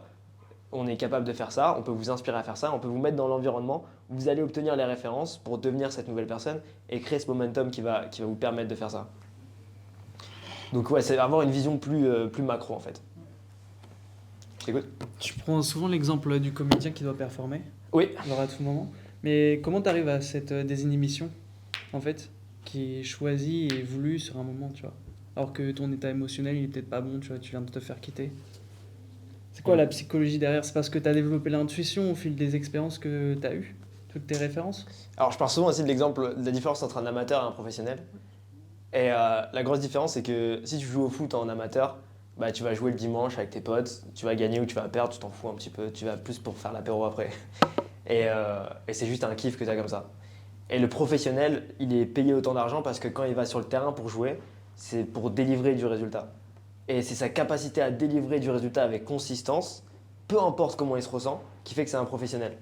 S'il y a un chirurgien qui ne se sent pas en forme le matin en allant au travail, il doit ouvrir un cœur, il doit l'opérer à 8h. Il ouvre un cœur et il l'opère à 8h. Et c'est pour ça qu'il est aussi bien payé, c'est parce qu'il voit ça d'un point de vue professionnel. Il sait qu'il a une vie entre les mains, il doit performer, c'est comme ça et pas autrement. Un comédien, c'est la même chose. Si tu as une salle de 50 000 personnes, c'est des bons comédiens quand même, genre tu as une grosse salle et tu dois performer à ce moment-là, et que tu as une gastro et que tu le sens pas, bah, tu es payé pour ça, tu dois performer, c'est comme ça. Et la vraie question à se poser au final, et ça chacun peut avoir son avis, c'est à quel point est-ce qu'on prend au sérieux cet aspect de notre vie et à quel point est-ce qu'on regarde cet aspect de notre vie d'une façon professionnelle ou d'une façon amateur. Et pour moi, je sais que la femme avec qui je vais partager ma vie et avoir des enfants, j'ai envie de l'avoir choisie de façon professionnelle et d'être sûr de n'avoir rien laissé au hasard et de ne pas me retrouver avec une fille simplement parce que j'ai décidé d'être un amateur dans mes relations et de jamais m'améliorer au final. Donc c'est juste une question de décision. Et si tu sors dans un bar et tu le sens pas et tu décides de rentrer chez toi, bah c'est peut-être que c'est juste pas assez important pour toi à l'heure actuelle. Et au final, il n'y a rien qui t'empêche de sourire, il n'y a rien qui t'empêche de passer à l'action. Il n'y a rien qui t'empêche de ne pas le sentir, de sentir cette incongruence, mais de quand même passer à l'action. Si ce n'est juste le fait que ce soit pas assez important pour toi. Ou bien que le chemin ne soit pas assez clair. Donc c'est ces deux choses-là. Il faut que ce soit important pour toi de changer, et il faut que le chemin du changement il soit clair. Est-ce que c'est clair? Ouais, j'ai une question sur la définition d'objectif. Ouais. C'est par exemple, si on dit sur le parcours pour devenir charismatique, comment tu arrives à obtenir des objectifs SMART, tu vois? Vraiment, qu'est-ce qui va être pertinent pour juger dans le temps? Je sais pas si tu l'as déjà fait avec tes clients. Tu prends quelle valeur? Bah, tout dépend de ce que tu veux obtenir. Et en vrai, le fait d'être charismatique, c'est pas vraiment une valeur qui est importante pour moi. C'est plus le résultat qui va compter. J'ai pas envie de me dire ouais, j'ai envie d'être charismatique. J'ai envie de me dire j'ai envie d'être à l'aise. Mais je sais pas, j'ai l'impression qu'il y a quand même de l'ego sur le fait de dire ouais, je suis charismatique, genre je suis fier de moi et tout. J'ai envie de me dire genre si je veux parler à quelqu'un, je suis capable de le faire sans avoir nécessairement de l'anxiété. Je suis capable surtout de communiquer qui je suis vraiment et d'être authentique. Et tout dépend de là où tu places de ce à quoi tu attribues de la valeur. Mais par exemple, si je fais du porte-à-porte, ça va simplement être le chiffre d'affaires que je génère. Si j'arrive à faire plus de ventes, ça veut dire que je suis plus performant. Et c'est pour ça que j'adore ça aussi, c'est que c'est très clair. Si j'arrive à aborder une fille, à faire en sorte que ça se passe bien avec elle, c'est quand même assez clair de voir si l'investissement il est réciproque ou pas, bah, ça veut dire que je me suis amélioré. Si la veille j'étais incapable de juste aborder une inconnue et qu'aujourd'hui je suis capable de le faire, bah, ça veut dire que je me suis amélioré. Et du coup je vais regarder ces métriques-là. Je t'écoute. Après là, je trouve qu'il y a un point quand même qui est important à soulever, c'est que là, tu parles justement d'entraînement. Merci. Comme ça. Tu parles d'entraînement, etc., qu'il faut s'exercer, qu'il faut échouer pour mieux rebondir, etc. Mais quand on parle justement de séduction avec une personne, on part quand même d'être humain. Je veux dire, moi, en tant que femme ou en tant qu'homme, j'aimerais pas même être caractérisé comme étant juste une cible d'essai, une cible d'entraînement, pour que dans 3 semaines, la personne en face de moi puisse enfin accéder à son grand Saint Graal. Enfin, je trouve ça via pour le côté professionnel, etc. Et effectivement, là, on est là pour faire du chiffre, etc. Donc, je comprends parfaitement. Mais pour le côté justement relationnel, humain, vraiment sentimental, est-ce qu'on peut vraiment mettre ces 2 expériences au même niveau? Voilà. Mais il faut garder un peu de romantisme quand même. Le peu qui reste, il faut le garder. Bah, je suis d'accord avec toi en fait. Et pour moi, c'est beaucoup plus superficiel de laisser les choses au hasard et en fait, pour moi, il n'y a rien de plus humain que d'essayer de faire passer à la personne la meilleure expérience possible. Parce qu'au final, est-ce que tu as envie d'être l'Apple Store ou la Fnac pour la personne? Si tu kiffes la personne et que tu as envie d'être romantique, est-ce que tu as envie d'être le mec de la Fnac? Du coup, je me dis... Qu'importe le temps que les personnes vivront ensemble, le plus important c'est la qualité du moment. Ouais. Bien sûr. Marqué. Il aura fini pareil comme micro ça là. J'ai dit ce que j'avais à dire. Ouais. Non, mais c'est vrai. Non, mais c'est une question qui est intéressante parce que du coup, on sacralise ça et on a l'impression que ça déshumanise, que c'est déshumanisant en fait de travailler sur sa communication et de voir les choses comme ça. Sauf que, au final, quand tu. C'est la différence entre un mec qui va être lourd et quelqu'un qui ne va pas l'être. C'est que le mec qui va pas l'être, il a pris conscience qu'il fallait qu'il change et il a décidé de passer à l'action sur le fait de changer. Voilà. J'ai une question sur le rejet. Comment tu gères le rejet dans le milieu professionnel? Parce que quand tu es dans la rue et tu abordes des filles et que tu te fais rejeter, bah t'as pas d'attente et à la limite tu t'en fiches parce que tu les connais pas. Mais dans le milieu professionnel, tu as de la réputation. Donc la calibration elle est importante, mais comment tu arrives à être toi-même tout en étant désinhibé et donc forcément tu gères le rejet dans le C'est un sens où tu problème que l'acceptes. tu vis personnellement? Que je pourrais vivre, ouais. C'est quoi ta profession? Bah, entrepreneur, donc il y a des rendez-vous avec des agents immobiliers où forcément je dois être sociable, donc forcément je dois prendre des risques, dans le sens où je vais essayer d'être moi-même. Mais le fait est qu'il y a du réseautage et donc forcément si je fais un mauvais move, ça a moins joué pour moi. Tu penses qu'ils vont parler entre eux? Non, je pense pas dans ce sens, mais c'est plus quelle appréciation ils vont avoir de toi. Toi, tu vas être jugé. Et c'est pas quelque chose qui peut rester. Ah, tu veux dire par rapport à toi-même? Non, par rapport aux autres. Ok. En fait, il faut se poser la question, est-ce que ça va vraiment nuire à mon business, le fait que je me fasse rejeter à ce moment-là? Ou bien ça va aider mon business à s'améliorer? Donc, après, on va pas partir d'une masterclass de business, mais c'est des questions à se poser. Là, mon business, à l'heure actuelle, il en est là et j'ai envie qu'il soit là. Et encore une fois, si j'ai envie de passer de là à là, il faut peut-être que j'améliore mes compétences de vente. Et du coup, il faut prendre en considération le fait que tu es obligé de te faire rejeter si tu as envie de t'améliorer là-dessus. Et il faut peser le pour et le contre entre la réputation et tes compétences de vente. De toute façon, si tu n'as aucun client à l'heure actuelle, tu t'en fous de ta réputation. Tu as juste à en signer un. Et si tu en signes un, il va te faire une bonne pub derrière dans tous les cas. Après, effectivement, il faut...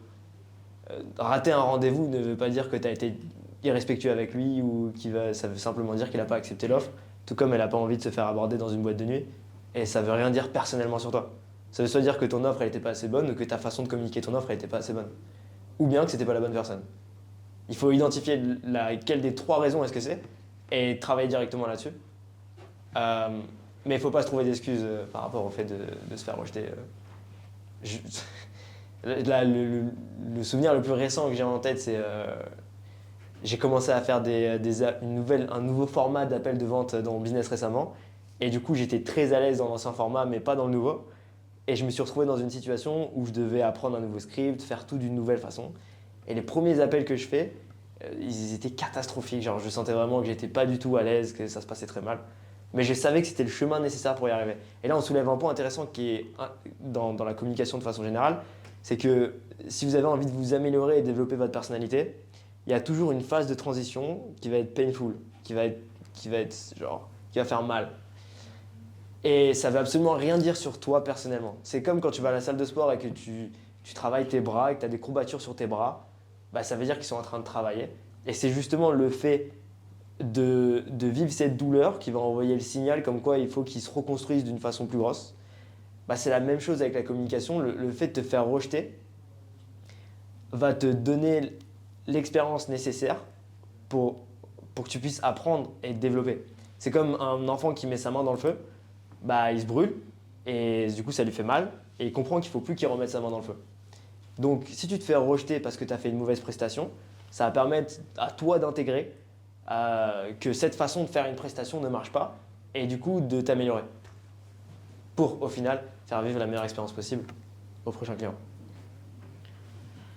Oui. Mais ta finalité, toi, au final, c'est pas spécialement que tes clients serrent des nénettes en boîte de nuit, puisque tu as parlé beaucoup d'identité, en fait, depuis le début. Donc, la vraie finalité, c'est pas spécialement ça, puisque c'est presque plus profond que ça, au final. Bien sûr. Puisque choper en boîte, c'est un état sur le moment. Mais au final, tu leur donnes des billes pour plus que ça, au final. Bien sûr. Pour s'estimer et savoir qu'est-ce qu'ils ont à apporter. Ouais. Donc le rejet, au final, il n'est pas si grave que ça. Oui, carrément. Je pense pas que ça ait grand impact justement sur ton image, sur le... Après, c'est plus facile à dire théoriquement que dans la pratique. Oui, bien Quand sûr. on se fait rejeter bien sûr. émotionnellement, on se sent très très mal, ce qui est normal, et c'est justement une bonne chose.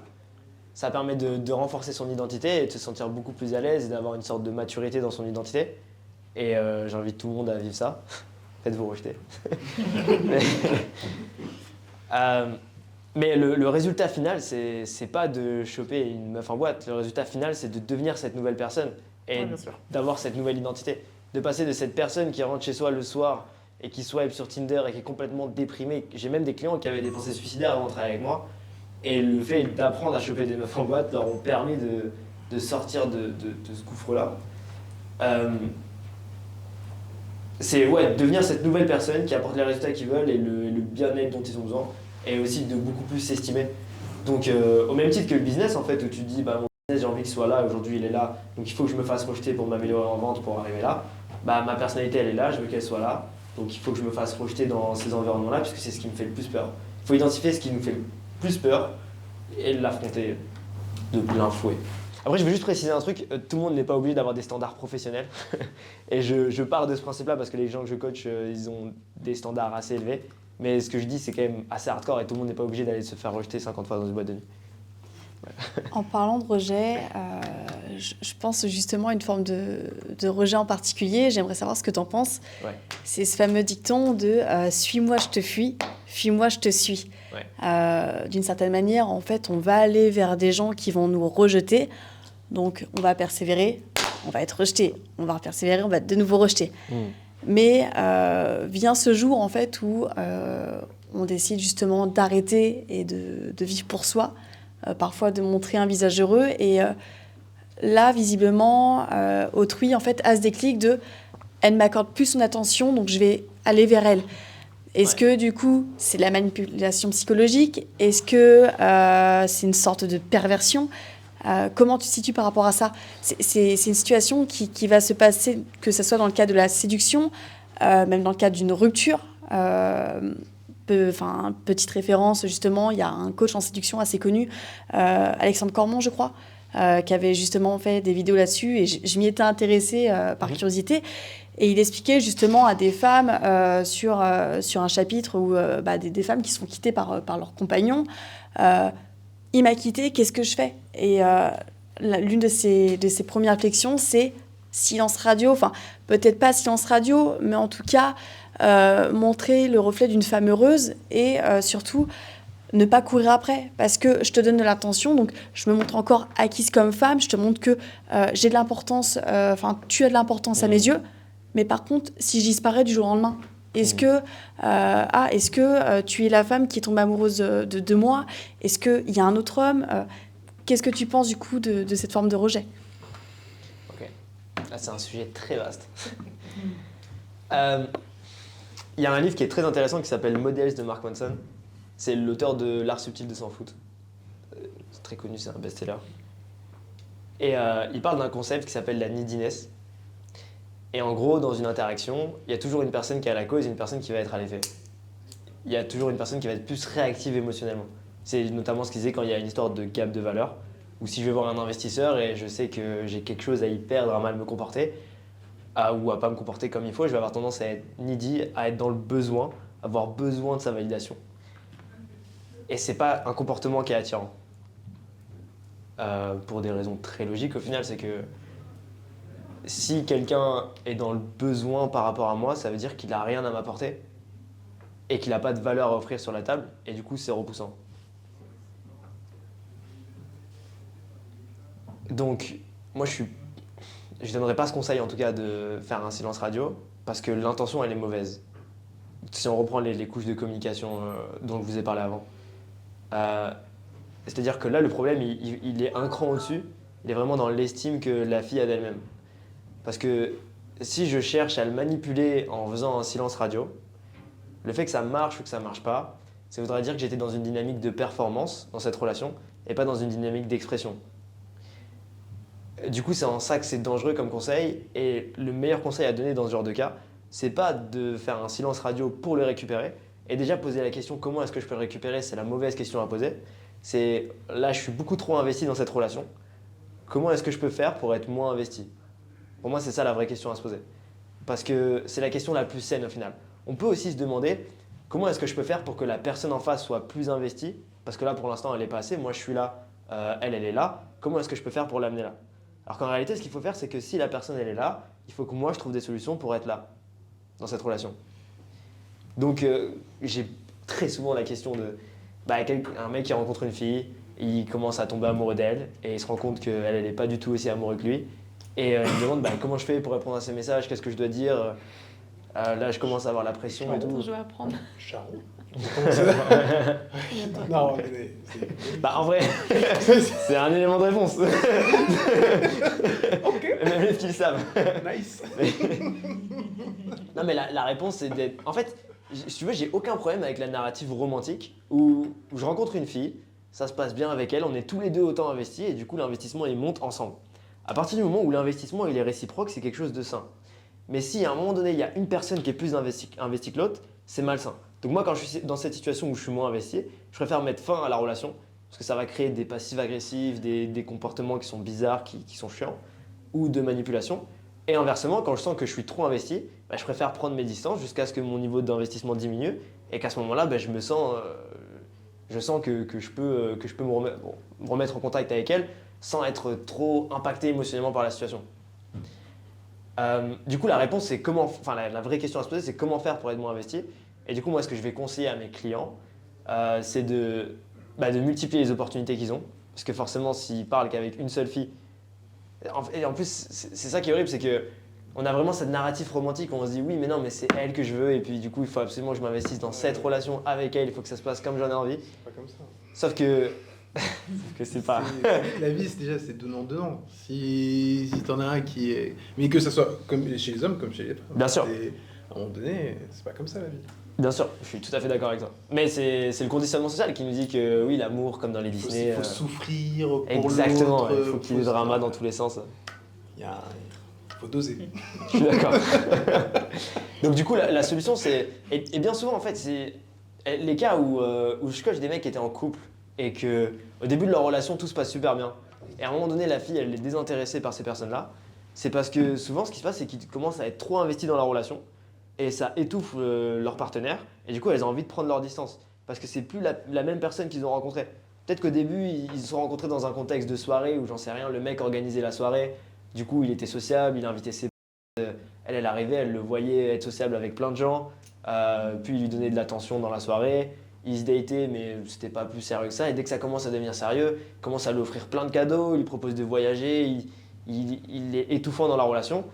Et du coup, il y a une dissonance, ça devient malsain, et la fille prend ses distances. Et ce qui est horrible dans ce cas-là, c'est que souvent, on va dire que c'est la fille le problème.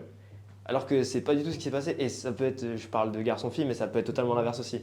Mais ce qui est horrible, c'est que tout le monde va dire ouais, mais elle devrait pas être comme ça, elle te mérite pas, regarde tout ce que tu fais pour elle. Alors que la réalité, c'est que la dynamique de la relation est mauvaise.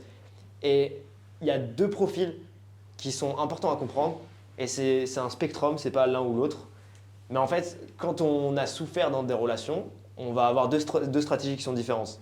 Il y en a certains qui vont décider d'être narcissiques, d'un côté, et il y en a d'autres qui vont décider d'être codépendants.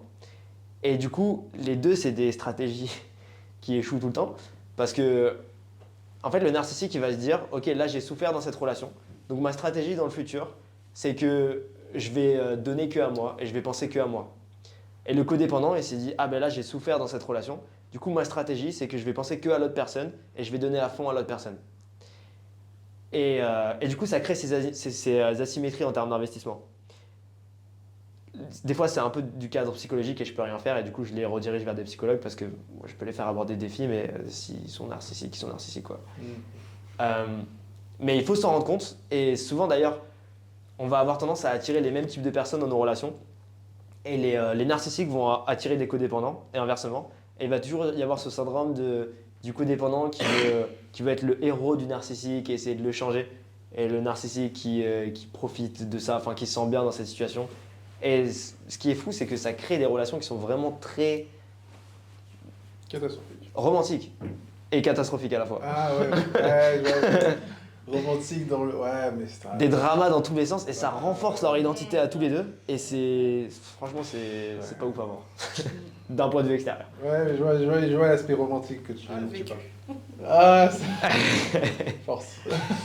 Et du coup, ce qu'il faut faire, c'est identifier nous c'est sûr. où est-ce qu'on se place dans le spectrum et savoir du coup quand on termine une relation, prendre du recul et se dire ok, est-ce que j'étais plus du côté codépendant, du côté narcissique et comment est-ce que je peux travailler sur moi pour peut-être essayer de faire plus d'efforts dans la relation, faire plus attention à son expérience pour être plus l'Apple Store que la Fnac ou justement prendre plus soin de moi et moins de la personne. Donc en gros, ce qu'il essayait de dire dans le conseil du silence radio, c'est si tu es plus du côté codépendant, d'essayer de manipuler l'autre personne en lui faisant croire que tu étais à l'aise avec ça et que tu avais moins d'investissement. Mais du coup, tu as raison, c'est que tu lui as fait croire à l'instant T, mais tu n'étais pas la personne que tu étais vraiment. Donc peut-être que ça va marcher, mais sauf que quand vous allez vous remettre ensemble, ça va être pareil, ça va absolument rien changer. Le niveau d'investissement va être le même. Donc la vraie réponse, elle ne fait pas plaisir à entendre, parce qu'on aime bien alimenter cette narrative qui est romantique. C'est quand un mec me dit ça, je dis franchement, concentre-toi sur toi, concentre-toi sur tes projets, fais d'autres rencontres, mets-toi dans une situation où socialement tu n'as pas besoin d'elle, fais en sorte d'être heureux sans elle, et ensuite reviens vers elle et ça se passera beaucoup mieux. Normalement, c'est censé avoir répondu au truc, si moi je te fuis. C'est bon. Cool. Ok, je sais plus du tout de quoi je parlais à la base. Mais si vous avez d'autres questions, allez-y. T'as des tips sur le business? Ouais, ça dépend pourquoi et quel business. Et l'instant. Le but là, c'est quand même de parler de la communication, mais. Ouais, en communication business. En tout cas, en business qui est. Ouais, il y a un truc qui est intéressant par rapport à la communication, c'est que j'ai des amis à moi qui sont entrepreneurs et qui sont pas du tout intéressés par ça. Et tu peux très bien réussir en étant introverti, mais bon, il faut que tu choisisses quand même une bonne branche, par exemple le fait de coder un programme informatique ou des trucs comme ça. Et tu vas être obligé de t'associer avec des gens qui sont bons en communication. Mais à un moment donné, c'est inévitable que tu vas devoir convaincre des gens et avoir besoin de ces compétences de communication. Et ce n'est pas des choses à faire. Et je pense qu'il y a deux compétences dont tu as besoin, c'est la vente et le marketing. Et au même titre que quand je vais parler avec une fille, j'ai besoin de comprendre ce qu'elle veut vraiment. Parce que, alors, ça, c'est un truc, c'est très polarisant et ça peut trigger les gens. Mais bon, j'ai une vision pour moi où si je vais en boîte de nuit, c'est un environnement qui est compétitif. Et du coup, c'est un marché. Dans le sens où je sais que si je vais parler à une personne, je vais marketer ma personnalité d'une certaine façon pour qu'elle ait envie de rentrer dans mon univers ou pas. La façon dont je vais lui parler, du coup, le but, c'est de me mettre au milieu et de lui donner envie de venir à moi. Et c'est complètement différent que, par exemple, le porte-à-porte où, après, c'est pas pour te dénigrer, mais genre, par exemple, si t'as un mec qui fait du porte-à-porte et qui est ultra lourd, qui met les pieds dans la porte et tout, et qui essaie à fond de forcer les choses, il va faire 2 pas vers toi. Alors que le marketing, au final, c'est de dire, regardez, ce produit, il existe, voilà ce qu'il apporte à nos clients, et si vous avez envie de régler cette problématique, nous, on peut vous aider à la régler. Et je pars du principe que ma personnalité, en soi, je fais l'analogie avec le marketing, où ma personnalité, ça va être le produit. Et du coup, quand je vais, par exemple, travailler sur moi, donc me développer personnellement, ça sert à rien, faire du sport, monter un business, devenir plus sociable, je vais travailler sur mon produit de telle sorte à ce que, dans le marché de la séduction, je vais avoir tendance à avoir plus de succès. Et du coup, c'est exactement la même chose avec le business. Il faut comprendre quel est ton produit. Ton produit, ça ne va pas être toi forcément. Il faut comprendre comment le marketer. Donc, il faut savoir quel avatar va pouvoir bénéficier de ce produit-là. Donc, quel problème est-ce qu'il résout? C'est là où ça n'a rien à voir avec les filles, du coup. Mais genre, dans ton marché, quel problème est-ce qu'il résout? Et comment communiquer spécifiquement avec cet avatar? Donc, si j'ai envie j'en sais rien, de vendre des coachings sportifs où je vais apprendre aux gens à être plus fit, il y a justement un marché avec beaucoup de compétition. Et si moi j'ai envie de me différencier, il faut que je sache ma niche, mon avatar spécifiquement, comment est-ce que je vais pouvoir l'attirer. Au même titre que si je ne sais pas quel type de fille je veux dans ma vie, Du coup, je vais pas parler avec les bonnes filles et puis ça va. Je vais parler avec plein de gens qui vont pas être qualifiés et ça va me frustrer. Par exemple, je vais aller parler en boîte à cette fille et je vais me rendre compte que c'est pas ce qu'elle veut. Et peut-être que moi, je veux absolument une fille qui aime bien se faire aborder en boîte. C'est un exemple qui est vraiment minime, mais du coup, en fait, il faut pas partir du principe que j'ai envie de la manipuler pour obtenir ce que je veux, mais il faut partir du principe qu'il faut absolument que moi, je sache ce que je veux pour que bah, si ça ne matche pas avec elle, bah, je sache que c'est juste pas censé matcher avec elle et que c'est pas grave. Si moi j'ai envie d'avoir une fille qui aime bien se faire aborder en boîte, bah, je vais juste aller parler avec une autre fille. Il faut que je sache du coup comment parler avec ces filles-là parce que peut-être aborder une fille dans une boîte de nuit, bah, tu vas pas lui parler de la même façon qu'une fille qui prend du lait et des œufs à Carrefour City. Du coup, ouais, pour le business, en tout cas, moi ce que j'ai compris, c'est que comprendre son avatar, c'est hyper important. Communiquer avec son avatar de la meilleure façon possible et vraiment bien comprendre ses problèmes et réussir à poser les bonnes questions, à bien parler des problématiques. Et la vente, c'est une compétence qui est ultra importante parce que les gens ont peur du changement et surtout dans le type de business que j'ai, c'est un changement que je vends. Donc quand un mec vient me voir et qu'il a été inspiré par les résultats qu'il peut obtenir, il va avoir tout un tas de croyances limitantes sur comment les obtenir et sur est-ce qu'il devrait vraiment changer ou pas. Donc c'est-à-dire que là je vais parler, si vous avez envie de convaincre quelqu'un et c'est vraiment de la négociation. Si une personne est dans une situation et qu'elle a envie d'être dans une autre et qu'elle est inspirée par le fait d'être dans cette autre situation, bien souvent les gens vont vous dire qu'ils en ont envie. Par exemple, je prends quelqu'un qui a envie de perdre 20 kilos. Il va dire oui, j'ai envie de perdre 20 kilos. Sauf que il n'a peut-être pas envie d'assumer la responsabilité d'être cette personne-là. Et du coup, mon travail pour le convaincre et pour réussir à effectuer la vente, c'est de lui faire comprendre la douleur du fait d'être dans cette position-là, la vision du fait d'être dans l'autre position, et de lui faire comprendre que la raison pour laquelle il n'est pas passé de là à là, parce qu'en vrai, il le sait qu'il doit juste manger healthy et puis aller à la salle de sport. Tout le monde le sait. Mais la raison pour laquelle il ne le fait pas, c'est parce qu'il assume pas toutes les conséquences et toutes les responsabilités d'être cette nouvelle personne. Donc par exemple, le fait de choisir par exemple de manger une pomme au lieu de manger une crêpe, ou de manger des légumes au lieu de manger une pizza. Je dis n'importe quoi et j'extrapole, hein, je ne suis pas du tout coach sportif. Mais du coup, moi, ma responsabilité en négociation et en vente, ça va être de le responsabiliser là-dessus, en fait, juste de le coacher sur ses croyances limitantes et de le faire comprendre à travers un dialogue où est-ce que sa réflexion est biaisée, en fait. Et de lui faire comprendre la conséquence réelle des actions qu'il prend. Parce qu'en fait, la raison pour laquelle il ne change pas, c'est qu'il n'est pas vraiment connecté avec la conséquence. Donc typiquement, quelqu'un qui va venir me voir et qui me dit « Oui, j'en ai marre d'être seul, j'ai envie d'avoir d'être plus sociable dans ma vie, j'ai envie de connecter avec la femme de ma vie. » Et je vais souvent lui poser la question « Ok, alors pourquoi tu ne l'as pas fait et pourquoi c'est important de le faire pour toi maintenant ?» Il va souvent me dire « Oui, là je vais le faire maintenant et tout, c'est important pour moi. » Et à la fin, quand je lui annonce le prix, souvent il va se mettre à parler chinois et il va se dire « Ah oui, non, en fait, peut-être pas, je vais peut-être rester dans ma situation actuelle. » Et du coup, moi, mon rôle dans la négociation, c'est de le reconnecter avec les émotions négatives liées au fait de rester dans cette position-là. Et ça, c'est vraiment clé. Surtout en business, c'est ultra important. Parce que spontanément, en fait, ce qu'on va faire, c'est que si j'ai envie de te vendre de l'eau, je vais te parler de tous les bénéfices de la bouteille d'eau, tu vois. Je vais dire, ah ouais, cette eau est trop bien, tu vois, elle va être trop bonne, ça va être bon pour ta santé et tout ça.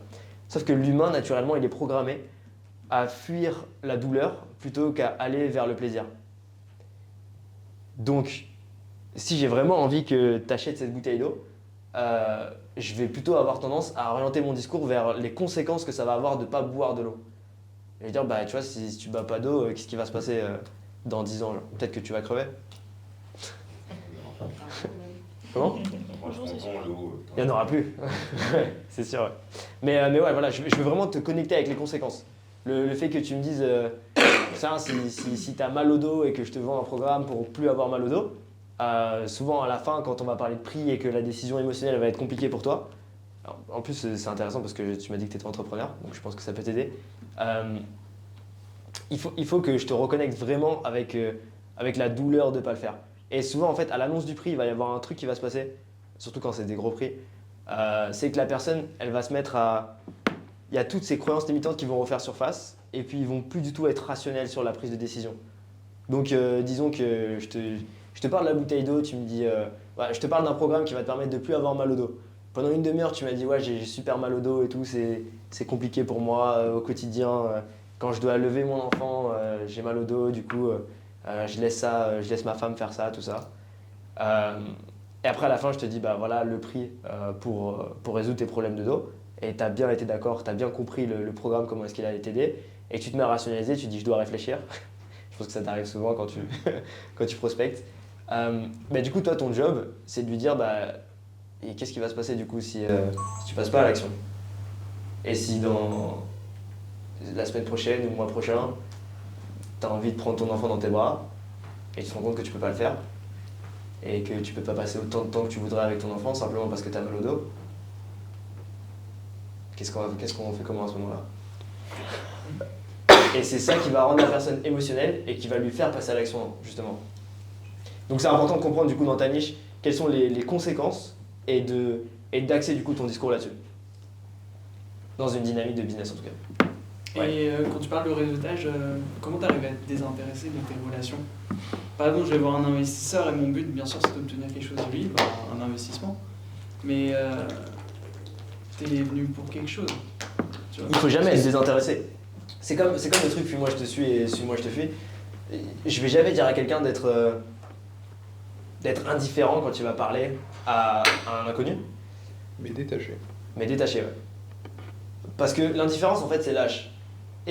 Enfin, c'est un peu pareil, tu vois, sur l'idée d'être désintéressé, c'est lâche, ça veut dire que tu as peur de te faire rejeter, et du coup, tu décides de... Ouais, de toute façon, je m'en fous. Genre, peu importe ce qui se passe, je m'en fous. Et du coup, j'ai envie que ça se passe, et je suis engagé à 100%, mais en même temps, je veux être détaché à 100%. C'est juste une nuance de langage, mais je comprends très bien ce que tu veux dire. Tu veux dire comment tu fais pour être détaché. Comment? L'abondance. Bah, il y a de ça, et la compétence aussi. Ça va un peu ensemble. Bien sûr, ouais. La compétence, c'est... En fait, tu vois, il y a plein de trucs qui rentrent en compte. C'est vraiment important de ne pas avoir d'attente et d'avoir une compétence qui te permet de te sentir serein dans cette interaction-là. Donc, si je veux parler avec quelqu'un et je veux lui montrer du détachement, il faut que je sache que j'ai la compétence qui me permet de faire en sorte que si ça ne marche pas avec cette personne, ça marchera avec une autre personne. Et du coup, mon mindset, ça va être bah, soit je gagne, soit j'apprends. Et donc, j'ai rien à perdre, donc je suis complètement engagé dedans et je vais forcément gagner quelque chose de cette interaction-là. Il faut se dire que toutes les interactions, c'est ce que j'ai dit au début là, sur l'estime de soi. Toutes les interactions, c'est des expériences qui te permettent de gagner en estime de toi, en fait, de gagner des points en estime de toi. Donc, tu n'as aucune raison de paniquer, d'être attaché. Et des fois, tu vas l'être, mais le plus grave, c'est de ruminer ce truc-là et de se dire « Ah ouais, non mais là, je suis attaché, là, je suis en train de... Là, je communique mal, là, je vais le perdre et tout ça. » Et du coup, d'être needy et d'avoir cette tension. Et la personne en face de toi, elle va ressentir cette tension-là. Et c'est là où c'est problématique. Donc, il faut cet aspect-là. Et après, il y a une dernière chose qui est importante, c'est de réussir à être ancré quand tu communiques. Et à